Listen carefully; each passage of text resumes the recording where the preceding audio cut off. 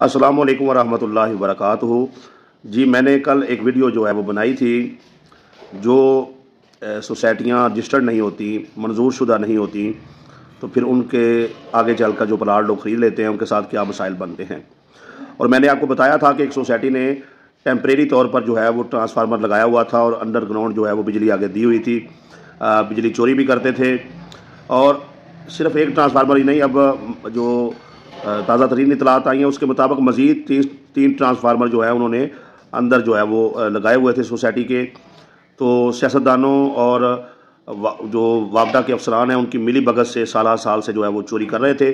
तो अब जो है वो सियासी हाथ जब उनके सर से उठा है, तो वहाँ पर जो है वो बिजली मुनक़ता करने का सिलसिला शुरू हो गया है। एक ट्रांसफार्मर जो है और उसके साथ अंडरग्राउंड जो तार डाली गई थी वो निकाल कर वापडा हुकाम जो है उनके अहकामात पर वापडा मुलाजमीन ले गए हैं।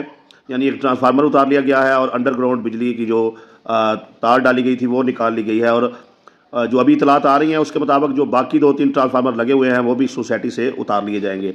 तो ये बात आपको बताने का मकसद ये है कि आप जब भी प्लाट ख़रीदें तो रजिस्टर्ड शुदा जो सोसाइटियाँ हैं वहाँ पर ख़रीदें, वरना कल को बिजली के कनेक्शन, पानी के कनेक्शन, गैस के कनेक्शन, इन सब कनेक्शनों के मसाइल इसी तरह से बनने वाले हैं।